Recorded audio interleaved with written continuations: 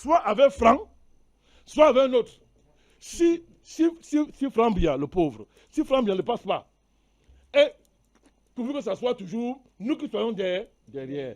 Parce que comment nous allons protéger les milliards qu'on a accumulés? S'affrontent. Certains pensent qu'il s'agit du phénomène de retour où ces jeunes du quartier Makéa seraient allés récupérer le corps d'un des leurs qui était à la morgue de l'hôpital La Quintini et il y a eu une altercation entre les forces de police et eux. D'autres y voient même des sources politiques, c'est-à-dire une agitation orchestrée en l'absence du chef de l'État pour manipuler l'opinion. D'aucuns accusent même l'opposition. Où vous positionnez-vous? Les causes profondes sont nombreuses, c'est-à-dire c'est le déguerpissement à tout va. Par exemple, on a vu l'affaire de, je crois, Dicolo, les déguerpissements à tout va dans la ville de Douala et dans toutes les autres villes où parfois des familles très désargentées, démunies, se retrouvent dans des situations assez difficiles. On n'a pas de logis, les enfants ne vont plus à l'école et on se réfugie donc dans les bas-fonds, dans des conditions très difficiles. Il y a aussi des quartiers sinistrés. C'est-à-dire qu'on connaît, il a cité tout à l'heure, mon prédécesseur a cité tout à l'heure des quartiers sinistrés de la ville de Douala, on en connaît à Yaoundé et dans toutes les villes pratiquement, où on sait pertinemment que c'est là-bas que se réfugient des gens qui se retrouvent dans des conditions assez difficiles. Et du fait du défaut d'éducation, le manque d'emploi, le chômage et tout, on finit par se reconvertir dans certaines activités ou à se laisser aller. Une autre cause, par exemple, c'est la circulation des stupéfiants et de la drogue.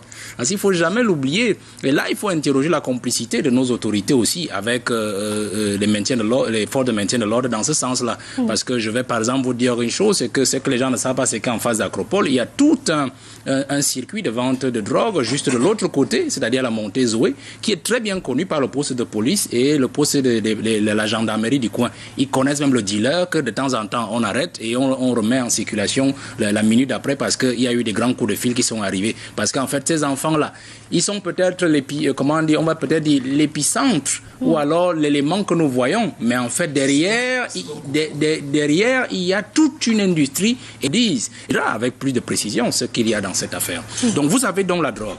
Vous avez aussi quand même les conditions politiques, c'est-à-dire qu'aujourd'hui le phénomène est tel que les parents ne peuvent plus arrêter leurs enfants parce qu'ils se disent il ne peut plus s'en sortir. Voilà le phénomène par exemple de la vie chère. Un enfant qui ne peut pas manger au moins une fois par jour, qu'est-ce qu'il va faire? Il doit aller se débrouiller. Et comme il ne peut pas voler pour aller en prison, il attend peut-être être plus fort quand il sera en groupe, c'est-à-dire en meute, pour pouvoir gérer ce genre de situation-là à la tombée de la nuit. Donc vous avez ces différentes situations-là qui peuvent nous engager à comprendre les causes profondes de ce phénomène de microbes. Et pour dire que quand on est dans la logique camerounaise, surtout dans la ville dans la capitale économique, il faut comprendre que la logique ici n'est pas toujours de nier en fait l'élément, parce que ce qu'on vient de dire, que le gouverneur dit que c'est un phénomène qui non, il y a eu ce phénomène l'année dernière. Et il était toujours gouverneur de la région du littoral. Et il y a eu ce phénomène en 2020. Je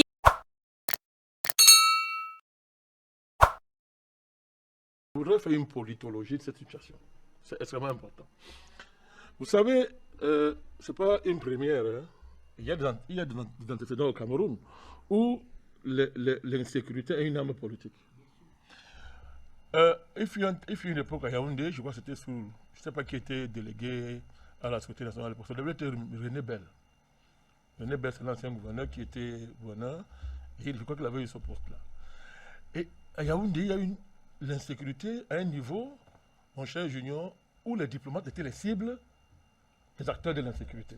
Vous vous rendez compte? Et des diplomates en plein capital de culture. Je ne sais pas si vous vous rendez compte. Et ce qui s'est passé, j'ai eu des renseignements de cette affaire, je me suis renseigné, j'ai quelques informations. Quelqu'un m'a dit qu'il était introduit, me dit, président, tu sais, on avait interrogé quelqu'un de très haut placé, je dis bien très haut placé, et il a dit, on est en train de combattre le président. Et comme par hasard, dès qu'on a changé le délégué à l'époque là, on l'a changé, on l'a remplacé par quelqu'un, je veux citer le nom, puisqu'il n'est même plus vivant, Pierre Milo Medjo, à l'époque, le phénomène s'est arrêté. Il a connu une atténuation, ça s'est déporté dans la ville de Douala, et c'est ça qui va aboutir au commandement opérationnel. Charlie, comprends, tout à l'heure, tu as dit une chose pertinente, la question de l'homme. quand le président donc, décide d'instaurer le commandement opérationnel, on a transformé ça en question de droits de l'homme. Et je veux vous dire, à l'époque, moi, j'étais parmi les gens qui ont lutté contre le commandement opérationnel. Mais je faisais la part des choses. Mais à côté, il y avait toute une dynamique visant à faire de ça quelque chose de droits de l'homme. Et on avait utilisé à l'époque, paix à son âme, il ne vit plus, le cardinal Toumi. C'est-à-dire qui avait amplifié l'affaire des droits de l'homme. Et l'affaire était arrivée jusqu'à l'ONU. Jusqu'à l'ONU. Donc, quand on parle de déstabilisation, ce n'est pas un jeu. Le Cameroun a déjà connu ça. C'est-à-dire à partir de la question de l'insécurité. Donc, à partir de ce précédent, regardez la situation au Nozo. Toutes les informations que nous avons eues des hommes de troupes, hein, les éléments des troupes, je ne parle pas des officiers supérieurs, les éléments de troupes, tout ce qu'ils nous disent, et que nous avons pu vérifier, c'est que mais il y a un problème.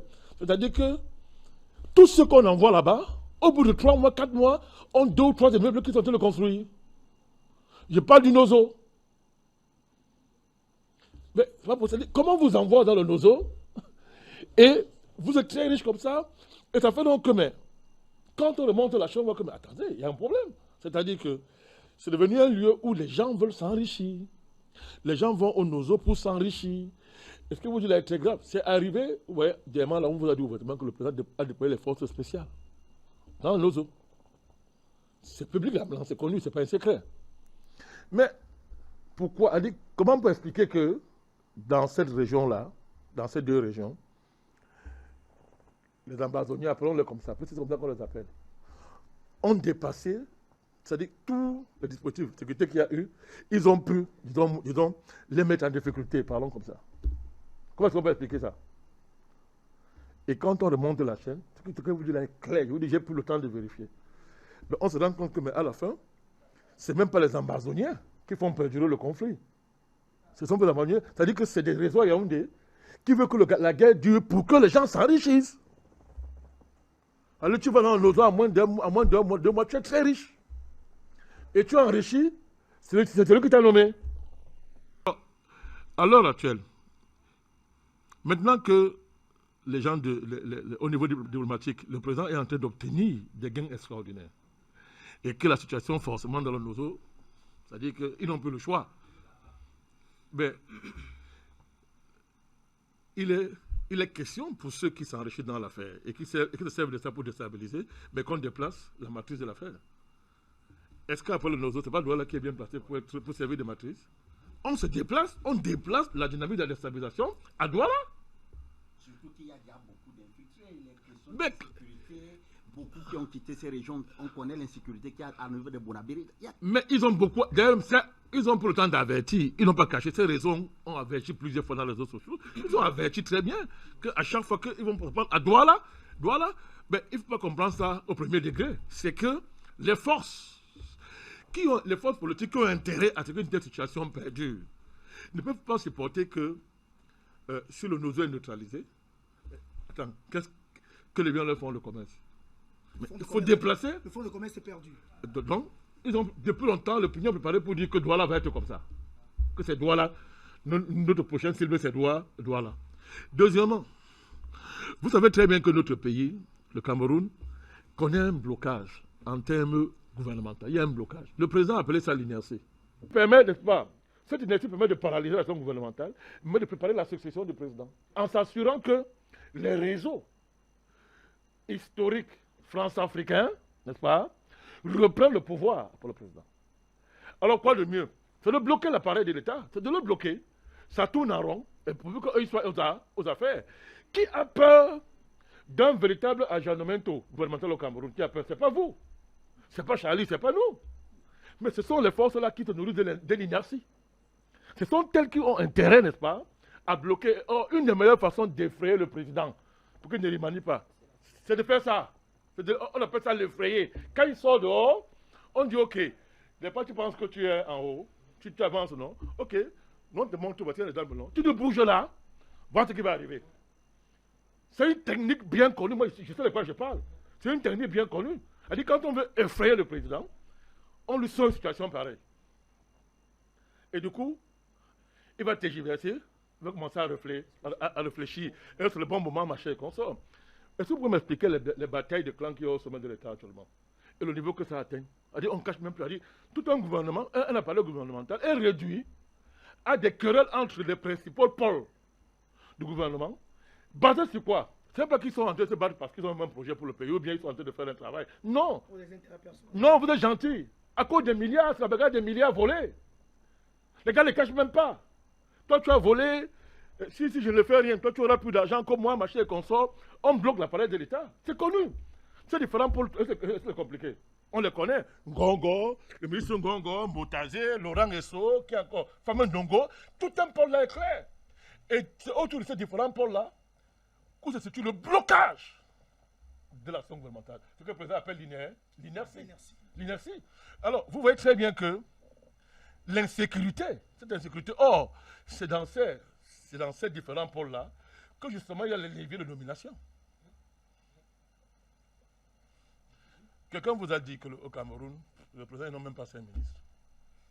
Quelqu'un a dit, si on prend ça au sérieux, mais quelqu'un l'a dit ouvertement, et ce n'est pas le premier à le dire, que le président, bon, une fois qu'il a nommé quelques ministères de souveraineté, le reste, c'est les résultats. Entre eux, débrouillez-vous. Vous voyez très bien que, comme je suis en train de vous dire, dans le NOZO, nous savons aujourd'hui qu'il y a des implications qui viennent de très haut dans l'appareil d'État. Au niveau de la bourgeoisie anglophone, qui se sert de ça comme une masse de chantage pour maintenir ses privilèges et même revendiquer le pouvoir suprême. Ils l'ont dit d'ailleurs, cache même pas, que pour calmer, il faut que l'anglophone arrive au pouvoir. Et ils ont de relais pour dire des bêtises comme ça. Ça veut dire que maintenant chacun sait que, bon, ok, si on veut le pouvoir, on prend les armes dans le pays, le chantage. Mais il y a aussi des forces impliquées, des baronnies qui sont enrichies au cœur de l'État et qui, n'est-ce pas, se servent de ça dans le NOZO pour tenir le gouvernement, bloquer le gouvernement. Et dire que vraiment, ok, statu quo. Et quand tu as le statu quo, on parle de tout, sauf des ministres qui ont été le statu quo. On dit que tout, c'est le président. C'est le président, c'est lui. C'est lui qui nomme. Il ne s'agit pas de responsabiliser le président. C'est lui qui nomme, certes. Mais entre nous, quoi qu'on dise, est-ce que le président, c'est encore, quoi qu'on dise, l'avenir du Cameroun, à son âge? Est-ce qu'un homme sérieux peut penser que l'avenir du Cameroun, c'est le président Biya à son âge? C'est un patriarche qui a fait sa vie. Il réfléchit à qui laisser le pouvoir. Mais quand on réussit à faire croire que l'importance, c'est d'attaquer le président, qui a fini sa vie, alors que les forces qui sont là ont de l'âge, ils ont encore de l'avenir, ils veulent le pouvoir. D'ailleurs, il y a un qui vous dit qu'après le 70 ans, il est très jeune. Vous le connaissez, non? Il dit qu'il est très jeune. Il y a un qui vous dit ça, il ne cache même pas. Il a dit en public. Mais femme de Gaulle a dit. Il a dit en plein débat que non, vous voyez, moi je suis encore très jeune. Je suis très jeune. Qui ont des enfants qu'ils ont placés dans l'appareil d'État. Ils le disent. Et qui sont en train de manœuvrer matin, midi, soir. Dans les semaines qui viennent, je viendrai s'il y avait une information. Je suis en train d'enquêter là-dessus. Comment ils commencent à vendre? Ils vendent le pays à des réseaux français. Ils vendent le pays, pourquoi? Parce que chacun réseau donne des gages à la France, aux États-Unis, pour qu'ils soient en proposition. Pour la succession, non, pour la succession, le débat c'est ça, pour la succession du président. À leur niveau là, c'est le débat qui est sur la table, c'est pas autre chose. Le débat qui est sur la table des barons du régime, qui se sont enrichis, extrêmement par la corruption, le débat c'est l'après Biya. Ils disent, soit avec Franck, soit avec un autre. Si Franck Biya, le pauvre, si Franck Biya ne passe pas, et pourvu que ça soit toujours nous qui soyons derrière. Parce que comment nous allons protéger les milliards qu'on a accumulés? Comment on va protéger nos intérêts si on ne contrôle pas? Voilà. Donc, dans une telle optique, c'est très logique, ce plan politique, comme c'est comme ça, bloquons l'appareil d'État pour que ça tourne toujours entre nous, ça tourne là autour de nous. Et on attend. Plus le vieux sera fatigué, peut-être un jour, on pourrait imposer un scénario à la Ben Ali. On s'entend que oui, le vieux, il est fatigué. On ne s'entend pas sur tout, mais sur l'essentiel là maintenant. Là. Il est tellement fatigué que si on ne fait rien, la fête c'est pour nous échapper. Entendons-nous, on l'écarte, il porte le chapeau de tout, et nous on se répartit la fête, ça recommence.